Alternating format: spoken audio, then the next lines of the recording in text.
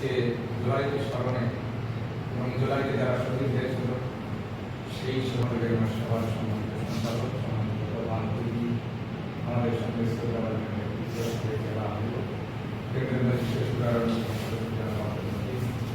জেলা এবং উপজেলার নেতৃবৃন্দ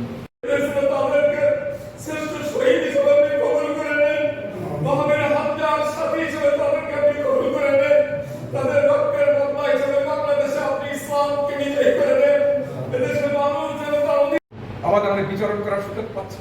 আজকে কেন জানি কোন সুতার টানে যেন আজকে সেই জুলাইয়ের শহীদদেরকে আজকে ভুলে যেতে বসেছে, জুলাইয়ের বিপ্লবকে তারা ভুলে যেতে বসেছে, জুলাইয়ের মাসকে তারা ভুলে যেতে বসেছে এবং যারা জুলাই যারা জীবন দিয়েছিল সেই পরিবারকেও বলতে গেলে অনেকটা উপেক্ষার নীতি তারা করে।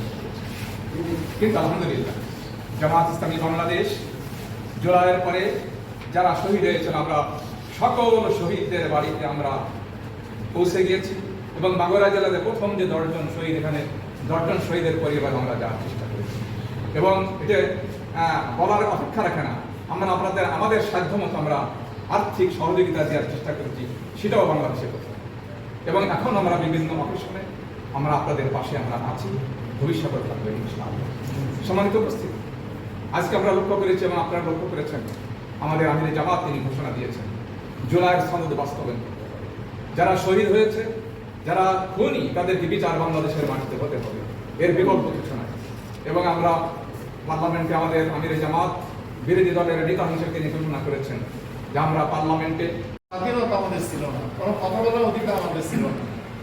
এই জন্য জুলাই যদি শহীদদের সেই চেতনা যদি ভুল হয়ে যায় তাহলে আমাদের বিপ্লবই ভুল হয়ে যাবে, ব্যর্থ হয়ে যাবে। এই জন্য আমরা এটাকে জীবন্ত করে রাখতে চাই, এটাকে সামনে নিয়ে আমাদের পথ চলা।